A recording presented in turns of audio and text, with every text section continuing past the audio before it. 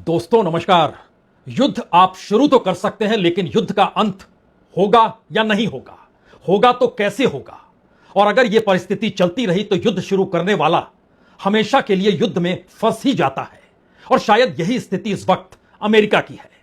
अमेरिकी राष्ट्रपति यह ऐलान कर चुके हैं कि हम युद्ध जीत चुके हैं, और युद्ध जब जीत चुके हैं तो उसके बाद युद्ध से बाहर कैसे निकलें, शायद यह सवाल अमेरिका के सामने सबसे बड़ा है, या कहें ट्रंप के सामने सबसे बड़ा है। और इसी सोच को लेकर जेडी वेंस वाशिंगटन से इस्लामाबाद के लिए रवाना हो गए। जब रवाना हुए तो उससे पहले उन्होंने बहुत साफ तौर पर कहा, कुछ गाइडलाइंस राष्ट्रपति ट्रंप ने दी है, हम उसी गाइडलाइंस के हिसाब से चलेंगे। उन्होंने कहा, जहाज में बैठे और जहाज ने उड़ान भर दी। वो अकेले नहीं हैं, उनके साथ स्टीव विटकॉफ हैं जो स्पेशल प्रतिनिधि के तौर पर हैं। उनके साथ जेरेड कुशनर हैं जो ट्रंप के दामाद भी हैं और सीनियर एडवाइजर भी माने जाते हैं। जहाज ने वाशिंगटन से उड़ान भरी और तकरीबन आधे घंटे की उड़ान भरने के बाद एक मैसेज ईरान से निकल कर आया। यह मैसेज किसी दूसरे शख्स का नहीं, बल्कि ईरान की तरफ से जो 3 लोग इस बातचीत में शामिल होंगे, और खास तौर से जो 2 प्रमुख लोग हैं, उसमें भी जो नंबर 1 है मोहम्मद गलिफाफ, यह दरअसल संसद के अध्यक्ष हैं। उनके विमान के उड़ान भरने के तुरंत बाद उन्होंने कहा कि 2 मुद्दों पर सहमति नहीं होगी तो फिर वार्ता नहीं होगी, हम रवाना नहीं होंगे। यह स्थिति एक झटके में कैसे आ गई, और वो 2 शर्तें क्या है? उन्होंने कहा, लेबनान, जब तक इजराइल लेबनान पर मिसाइल दागता रहेगा तो सवाल ही नहीं है कि हम इस्लामाबाद पहुंच जाएं और बातचीत शुरू कर दें, क्योंकि खुद पाकिस्तान जो मध्यस्थ है उसने भी खुले तौर पर यह माना है कि सीज फायर तो तभी हुआ जब लेबनान भी उसमें शामिल किया गया, लेकिन इजराइल ने मानने से इनकार कर दिया। और यह युद्ध तो अमेरिका और इजराइल ने मिलकर किया है, तो फिर कैसे मान लिया जाए कि सीज फायर है? यह तो युद्ध की परिस्थिति है। हमने संयम जरूर बरता है कि हमने मिसाइलें इजराइल पर नहीं दागी, लेकिन इजराइल ने तो लगातार लेबनान को एक लिहाज से इतना घायल कर दिया है कि यह सवाल है कि वो युद्ध के बीच में है। और बेंजामिन नेतान्याहू भी खुले तौर पर कह रहे हैं कि हम मिसाइल दागना बंद नहीं करेंगे। तो क्या यह पहली शर्त इस बातचीत की रुकावट डाल सकती है? और जेडी वेंस जो उड़ान भर चुके हैं, वाशिंगटन से पाकिस्तान यानी इस्लामाबाद तक पहुंचने में तकरीबन 12 घंटे लग जाते हैं, 12-13 घंटे लग जाते हैं, क्योंकि जिस जहाज पे वो सवार हैं उसकी रफ्तार काफी होती है, सामान्य जहाजों की तुलना में कहीं ज्यादा होती है। लेकिन दूसरी तरफ तेहरान से अगर आप इस्लामाबाद आते हैं तो तकरीबन 1.5 घंटे में आप पहुंच जाएंगे, यानी बहुत नजदीक है। दोनों की सीमाएं मिलती भी है, पाकिस्तान और ईरान की। तो 1.5 घंटे का वक्त बहुत साफ है कि 3 बार तय हुआ कि अब रवाना होंगे, उसके बाद दोपहर में रवाना होंगे, फिर कहा गया शाम में, और फिर कहा गया रात में। लेकिन रात की रवानगी भी टल गई, क्योंकि उससे पहले 2 शर्तों का जिक्र मोहम्मद गलिफाफ संसद के अध्यक्ष ने कर दिया। दूसरी शर्त रखी, जो अमेरिका के भीतर जो ईरान की संपत्ति को फ्रीज किया गया है, उस फ्रीज को आप हटा दीजिए। जब आप सीज फायर कर रहे हैं तो फिर कोई बंदिश होनी नहीं चाहिए, खुले दिल और खुले दिमाग के साथ समझौते की टेबल पर बैठना चाहिए।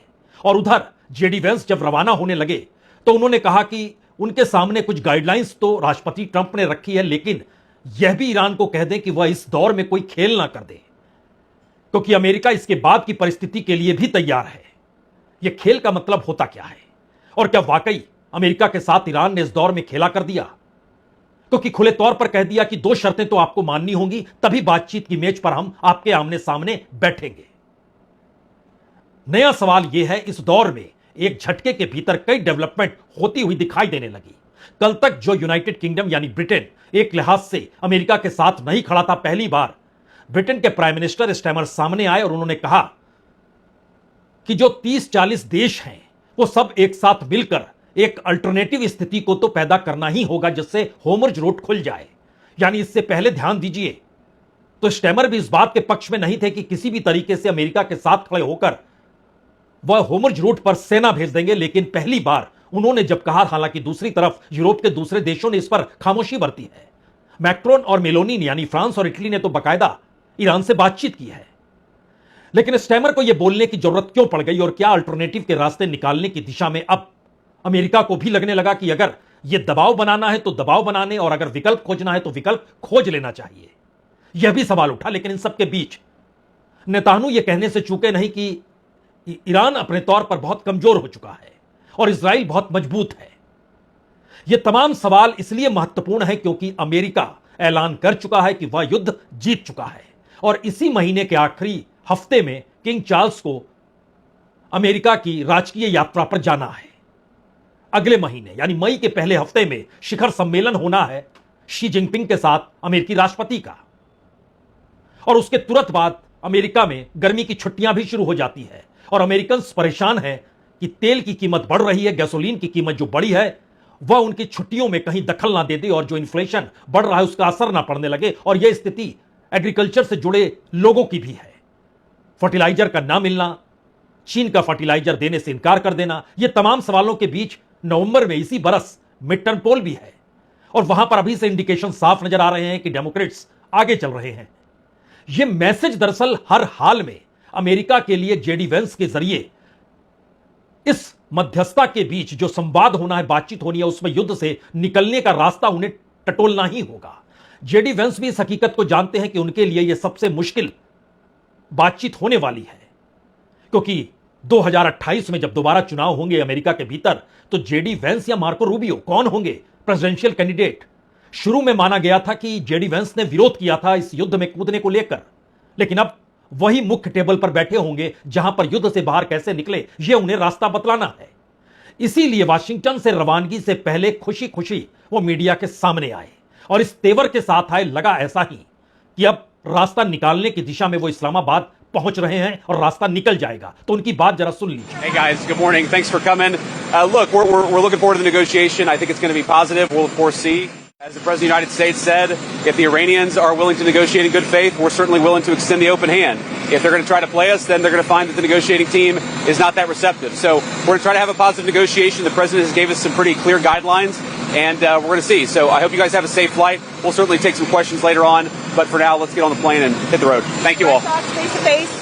ध्यान दीजिए तो 41 बरस के जेडी वेंस के लिए यह बात या कहें यह बातचीत इतनी मायने रखती है कि एक तरफ अगर हाई रिस्क है, अगर वो असफल हो गए या फिर ईरान पहुंचा ही नहीं या फिर बातचीत की टेबल पर जो सहमति वो जिक्र जो कर रहे हैं उसमें खास तौर से यूरेनियम एनरिचमेंट और होमर्ज रूट का जिक्र है और इन दोनों मुद्दों को लेकर ईरान अपनी 10 शर्तों के साथ मौजूद है। यहां यह भी सवाल है कि अमेरिका के पास जो 15 सूत्री कार्यक्रम है उसका मैसेज बहुत साफ है, अगर सबको मिला दीजिएगा। हालांकि यह अभी लीक हुआ नहीं है, लेकिन जो न्यूयॉर्क टाइम्स ने या फिर वाशिंगटन पोस्ट ने जो अपनी रिपोर्टों में मैसेज दिया वो मैसेज बहुत साफ है। 15 सूत्री के भीतर सच यही है कि ईरान आत्मसमर्पण कर दे और दूसरी तरफ 10 सूत्री जो ईरान ने तैयार किया जिसको लेकर वो बैठेगा उसका मतलब बहुत साफ है, उसकी अपनी संप्रभुता, अपनी स्वतंत्रता, अपनी आर्थिक परिस्थितियां, प्रतिबंधों का खत्म होना और क्षेत्रीय ताकत के तौर पर एक अंतर्राष्ट्रीय मान्यता की दिशा में बढ़ते हुए कदम इन 10 सूत्री में लिखे हैं। कोई भी कह सकता है एक क्षण के लिए कि बहुत मुश्किल है। सवाल सबसे बड़ा यही है और इसमें पाकिस्तान किस दिशा में दोनों देशों से बातचीत करता है और इस बातचीत की टेबल पर दोनों को सहमति की दिशा में कैसे लेकर आता है। यह पहले राउंड में ही इसलिए उलझ गया क्योंकि लेबनान को लेकर ईरान और पाकिस्तान एक झटके में एक साथ नजर आए और दूसरी तरफ इजराइल और अमेरिका लेबनान को लेकर एक साथ निकलते हुए नजर आए और बात आज यहां तक पहुंच गई कि लेबनान के साथ तो अलग से बातचीत कर ली जाएगी, बाकायदा उन्हें वाशिंगटन बुलाया जाएगा, बेंजामिन नेतान्याहू को भी बुलाया जाएगा, अमेरिका के प्रतिनिधि भी मौजूद होंगे और लेबनान के साथ एक अलग समझौता होगा। दरअसल यही वो सवाल था जिसको लेकर ईरान ने इस बातचीत से पहले यह शर्त रख दी, आप लेबनान से अलग से बात करेंगे, वह तो इस युद्ध का हिस्सा है क्योंकि जब युद्ध शुरू हुआ तो पहला मिसाइल अगर तेहरान में आया तो उसके बाद दूसरा मिसाइल बेरूत पर गिरा और खास तौर से लेबनान के 2 शहर जिस तरीके से वहां पर सैकड़ों मिसाइलें दागी गई है और वह भी नागरिक ठिकानों पर, उसमें अगर ईरान इस बातचीत में शामिल होकर लेबनान को दरकिनार कर देता है तो एक झटके में लेबनान के साथ उसकी निकटता और लेबनान के भीतर हिजबुल्लाह की मौजूदगी हिजबुल्लाह के लिए संकट पैदा कर देगी, क्योंकि यही बात इजराइल कह रहा है, आप हिजबुल्लाह को दरकिनार कीजिए, हम आपसे बातचीत करेंगे। ईरान कह रहा है हिजबुल्लाह हिस्सा है, लेबनान हमारे साथ खड़ा है। इस उलझन भरी परिस्थिति में रास्ता निकलेगा कैसे, यह शायद जेडी वेंस के सामने इस समय सबसे बड़ी चुनौती इसलिए है क्योंकि उन्होंने युद्ध शुरू होने से पहले इस बात का जिक्र भी किया था कि दरअसल इससे रीजनल कयास हो जाएगा, इस पूरे इलाके में जहां पर इजराइल भी है और ईरान भी है। यह भी कहा था कि जो मागा का नारा दिया गया है, मेक अमेरिका ग्रेट अगेन, उसमें भी क्राइसिस आ जाएगा। उस वक्त मार्को रूबियो खामोश थे, या कहें ट्रंप जो सोच रहे थे उनके साथ थे, जेडी वेंस विरोध कर रहे थे। तो जेडी वेंस के हिस्से में अब यह बातचीत को निपटाने का वक्त तब आया है जब पूरे अमेरिका और डेमोक्रेट्स और रिपब्लिकन्स के भीतर भी इस युद्ध को लेकर कई सवाल हैं। तो अगर जेडी वेंस सफल हो जाते हैं तो शायद वो सबसे बड़े नेता हो जाएंगे, लेकिन दूसरी तरफ ईरान अगर इन शर्तों के बाद शामिल नहीं होता है तो एक झटके में पाकिस्तान की साख हो या इस बातचीत के मद्देनजर अमेरिका और इजराइल का एक साथ खड़ा होना हो, एक झटके में पूरा वेस्ट एशिया बंटता हुआ दिखाई देने लगेगा। उसमें जाहिर है खाड़ी देश भी शरीक होंगे। तो क्या वाकई इन परिस्थिति में ट्रंप जीत के ऐलान के बाद अब मुश्किल है, या ईरान को भरोसा ही नहीं हो रहा है कि दरअसल वो भरोसा करे तो कैसे करें? और शायद इसीलिए इस बीच में जब स्टैमर ने इस बात का जिक्र कर दिया कि हम वैकल्पिक परिस्थितियों की दिशा में देख रहे हैं, तो एक झटके में ईरान को कहना पड़ा कि आपको अमेरिका में जो हमारी संपत्ति सीज की गई है उसको आपको मुक्त करना पड़ेगा, क्योंकि वो जान गए इस दौर में कूटनीति दबाव बना रही है। इस दौर की डिप्लोमेसी बातचीत की टेबल पर लाने के लिए इस हद तक जाने को तैयार है कि सब कुछ मान लेंगे, लेकिन जब बैठेंगे तब हम अपनी शर्तें आप पर थोप देंगे। लेकिन स्टैमर ने कहा क्या, सुन तो लीजिए। If the ceasefire is to hold, and we hope it will, it has to involve them. They have very strong views on the Strait of Hormuz. And we spent most of the time on the call talking about the practical plan that's going to be needed to get navigation through the Strait, and the role that the UK is playing. For a couple of weeks now, we've been pulling together a coalition of countries, now over 30 countries, working on a political and diplomatic plan, but also looking at military capabilities and actually the logistics of actually moving vessels through the Strait. So that was the focus of the discussion last night. तो क्या America NATO countries को एक साथ कर रहा है, या फिर ब्रिटेन के जरिए वह एक नए रास्ते को बनाना चाह रहा है जिससे किसी भी हालत में जो होमर्ज रूट है उस पर ईरान का नियंत्रण ना रहे? क्योंकि यह मैसेज उसकी अपनी इकोनॉमी, अपने डॉलर और उसकी अपनी अंतर्राष्ट्रीय ताकत वाली साख कर सवाल खड़े करते हैं। तो स्टैमर का इसीलिए सामने आए क्योंकि इन दो परिस्थितियों के बाद कि वियतनाम के साथ हम अलग से बातचीत कर लेंगे, और जब स्टैमर ने कहा कि हम अल्टरनेटिव रास्ते तलाशने की दिशा में बढ़ेंगे, तो उसके बाद ही मोहम्मद गलीफाफ जो स्पीकर हैं, संसद के अध्यक्ष हैं, उन्होंने एक ट्वीट किया। उन्होंने लिखा कि दोनों पक्षों के बीच आपसी बातचीत से जो तय किए गए दो उपाय अभी तक लागू नहीं किए गए हैं। पहला लेबनान में युद्ध विराम और दूसरा ईरान की ब्लॉक्ड एसेट्स को खुला करना, और वार्ता शुरू होने से पहले इन मामलों को पूरा किया गया अगर नहीं तो फिर यह वार्ता नहीं हो पाएगी।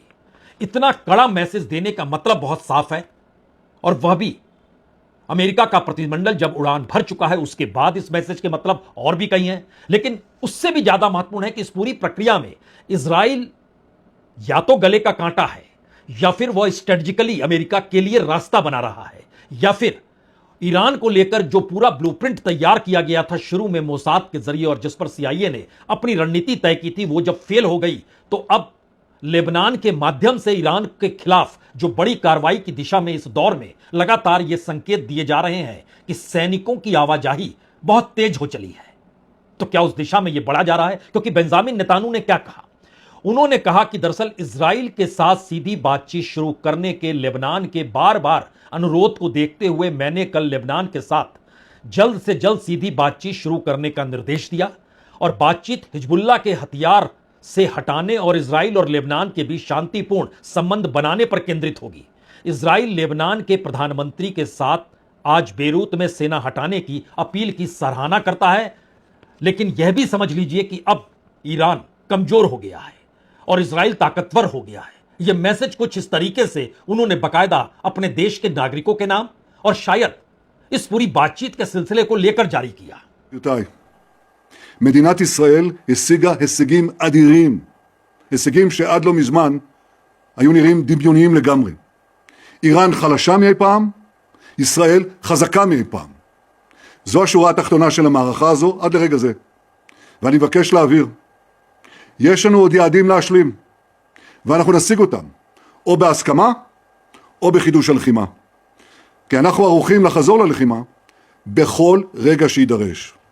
האצבע על ההדק. तो क्या सब कुछ इतना आसान सा दिख रहा है?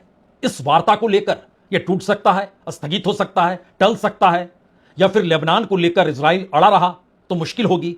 क्या यह डिप्लोमेसी है? शायद उसके आगे की यह परिस्थितियां कहीं ज्यादा संकटकालीन परिस्थिति में लाकर दुनिया को खड़ा कर चुकी है, क्योंकि मैसेज यह भी है कि शिखर वार्ता से पहले, यानी चीन के राष्ट्रपति शी जिनपिंग के साथ जब अमेरिकी राष्ट्रपति अगले महीने के पहले हफ्ते में बैठें, तो उससे पहले वो चाहते हैं कि एक अंतर्राष्ट्रीय तौर पर दोनों देशों के बीच सहमति हो जाए। दो बड़ी वजह खुलकर नजर आई, जहां पर लगा कि चीन हर हाल में ईरान के पीछे इसलिए खड़ा है क्योंकि वो जानता है कि अमेरिका इस युद्ध में फंस चुका है और फंसी हुई परिस्थिति में अमेरिका वापस लौटना नहीं चाहेगा। यानी आने वाले वक्त में वो बहुत कुछ गंवाएगा। अभी उसने सिर्फ नाटो गंवाया है, मिडिल ईस्ट को सवाल खड़े करने का मौका दे दिया है, अंतर्राष्ट्रीय तौर पर उसकी साख बहुत ढीली हो गई है। दुनिया के वो तमाम देश जो अमेरिका के साथ खड़े थे, उनमें भी लचीलापन आ गया है। वो जानता है, शायद इसीलिए मैसेज यह भी आया कि चीन से भी अमेरिका ने आग्रह किया, जरूरत पड़ेगी तो आपकी सेना की मौजूदगी होर्मुज़ रूट पर सुरक्षा देने के लिए तो हो सकती है। चीन ने इनकार कर दिया। इससे पहले यह भी सवाल उठा था कि चीन अपने फर्टिलाइजर को किसी भी हालत में स्पेन को ना दे। बात उसके आगे निकल गई और चीन ने अमेरिका को ही फर्टिलाइजर इस दौर में एक्सपोर्ट ना करने की दिशा में कदम बढ़ा दिया। यह मैसेज इसलिए उलझा हुआ है क्योंकि ध्यान दीजिए, इन सब के बीच रूस के जहाजों पर हमला ब्रिटेन कर सकता है। जब उसने इसका जिक्र किया तो फिर ब्रिटेन को काउंटर करते हुए रशिया ने यह कहा कि हम अपने लड़ाकू युद्धपोत भी भेज रहे हैं। तो क्या एक अलग फ्रंट ना खुल जाए, ऐसी आशंका भी हो जाती है। आशंका हो या ना हो, लेकिन पहली बार एक ऐसा सीज फायर, जो सीज फायर तो है लेकिन उसमें वार भी जारी है, और वार उस तरीके से जारी है जिसमें ईरान को अलग थलग लेबनान से कैसे कर दिया जाए और आने वाले वक्त में यमन से भी काउंटर उसको कैसे अलग कर दिया जाए। शायद यह मैसेज इजराइल अपने तौर पर जो ग्रेट इजराइल बनाने की सोच वो लगातार अमेरिका के आश्रय रख रहा है, उसमें उसके सामने यही रास्ता, और अमेरिका अभी तक पीछे खड़ा है। लेकिन बड़ी बात तो यह है कि बातचीत की टेबल पर अगर लेबनान पर हमला होता है और ईरान नहीं आता है, तब क्या होगा? अगर चीन खुले तौर पर मदद जो ईरान को इस वक्त कर रहा है और बीते 24-36 घंटों के भीतर 4 बड़े जहाज उसके जो तेहरान पहुंचे, उसमें क्या था कोई नहीं जानता है। इससे पहले बड़े बड़े जहाज जरूर समुद्र के रास्ते पहुंचे थे, जिसमें कहा गया था कि उसमें केमिकल है जिससे मिसाइलें बनती है, और अब 4 बड़े जहाज पहुंचे हैं। यह मैसेज इसलिए बड़ा है क्योंकि अमेरिका के लिए इस युद्ध से बाहर निकलना आसान नहीं है, और अमेरिका युद्ध की जीत के ऐलान के साथ जो सोच रहा है, उसके सामने इस वक्त वो ईरान खड़ा है जो युद्ध से पहले सबसे कमजोर था। युद्ध के बीच में समझौते की दिशा में बढ़ जाएगा यह सोचा गया, लेकिन 30 दिन होते होते साफ लगने लगा कि अमेरिका इसमें फंस चुका है। ईरान की ताकत के साथ रूस और चीन की ताकत जुड़ चुकी है। अंतर्राष्ट्रीय दबाव अमेरिका पर जितना ज्यादा है, उतना ही नैतिक तौर पर ईरान को समर्थन मिल रहा है। और इन तमाम परिस्थितियों में यूनाइटेड नेशन से लेकर हर वो इंटरनेशनल कानून अमेरिका ने खारिज किया, अमेरिका ने नहीं माना। तो फिर इस बातचीत की टेबल पर कोई नियम कायदा होगा या नहीं होगा, यह पहली बार खुले तौर पर जेडी वेंस के उड़ान भरने के बाद यह सोचकर ईरान ने कहा, और वार्ता भी स्थगित कर सकते हैं, इसके संकेत भी दिए, क्योंकि उसे पता है इस वक्त दुनिया 2 तरीके से बटी हुई है। एक अमेरिका है जो युद्धरत है और उसके साथ कोई नहीं है। दूसरी तरफ ईरान खुद है जो युद्ध में शामिल तो है, लेकिन युद्ध की शुरुआत उसने नहीं की, और उसकी अपनी स्वतंत्रता और संप्रभुता को बचाने की लड़ाई है, अपने अस्तित्व की लड़ाई है, जिसके दायरे में पहली बार यूरेनियम इनरिचमेंट से लेकर होर्मुज़ रूट भी आकर खड़ा हो गया है, जो उसकी ताकत में और बढ़ावा दे रहा है। कल सुबह 10 बजे बैठक होनी है, निर्धारित वक्त है वो। 10 बजे का मतलब यह होता है कि आधे घंटे का फर्क भारत और पाकिस्तान के बीच है। पाकिस्तान और तेहरान के बीच का अंतर 1.5 घंटे का है, और अमेरिका के साथ इस्लामाबाद का अंतर जो है वो तकरीबन 9 घंटे का है। तो समय की सुई के हिसाब से चलिए, आधी रात के बाद जेडी वेंस इस्लामाबाद पहुंचेंगे, रावलपिंडी के सैनिक हवाई अड्डे पर उतरेंगे। कल सुबह सवेरे तक अगर तेहरान से उड़ान वहां के स्पीकर मोहम्मद गलीफाफ और अब्बास अधराची जो विदेश मंत्री हैं, इन दोनों ने नहीं भरी, तो मैसेज कितना बड़ा दुनिया के लिए होगा। और एक बार फिर सवाल एनर्जी का, इकोनॉमी का और ग्लोबल पीस का कटघरे में खड़ा नजर आने लगेगा। बहुत बहुत शुक्रिया, बहुत बहुत शुक्रिया।